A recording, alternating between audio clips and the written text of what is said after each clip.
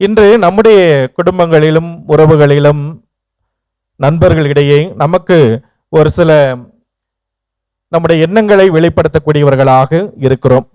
அதிலும் குறிப்பாக என்னை மீறி உன்னால என்ன செய்ய முடியும் அப்படிங்கிற ஒரு கேள்வி நமக்குள் இருப்பதையும் அதை நம்முடைய குடும்பத்திலும் உறவுகளின் நண்பர்களிடையும் சமூகத்திலும் நாம் வெளிப்படுத்தக்கூடியவர்களாக இருக்கிறோம். அத்தகைய ஒரு சிந்தனையானது நம்மால் அன்று எதுவுமே நடக்காது, என்னால் தான் அதை செய்ய முடியும் என்ற ஒரு எண்ணம் நமக்குள் இருப்பதை பார்க்கிறோம். ஆனால் இந்த எண்ணம் மனமாற்றத்திற்கு முக்கியமான ஒரு அடித்தளமாக இருக்கிறது. ஆனால் இது நம்முடைய சுயநலனிற்காக இந்த ஒரு எண்ணத்தை நாம் கொண்டிருக்கக்கூடியவர்களாக இருக்கிறோம்.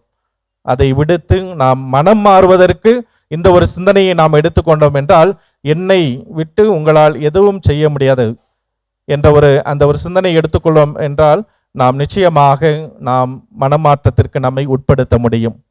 ஏனென்றால் மனமாற்றம் என்பது கடவுள் நமக்கு அழைப்பு எடுக்கிறார், மனமாறுங்கள் என்று அழைப்பு எடுக்கிறார். ஆனால் அந்த மனமாற்றத்திற்கு நம்மை நாம் தான் உட்படுத்த வேண்டும். நம்மையின்றி அவர் நம்மை மீட்க முடியாது. ஆக நாம் கடவுளிடம் வருகின்ற பொழுது நாம் உண்மையான அந்த மனமாற்றத்தை நம்முடைய வாழ்வில் வெளிப்படுத்தக்கூடியவர்களாகும்.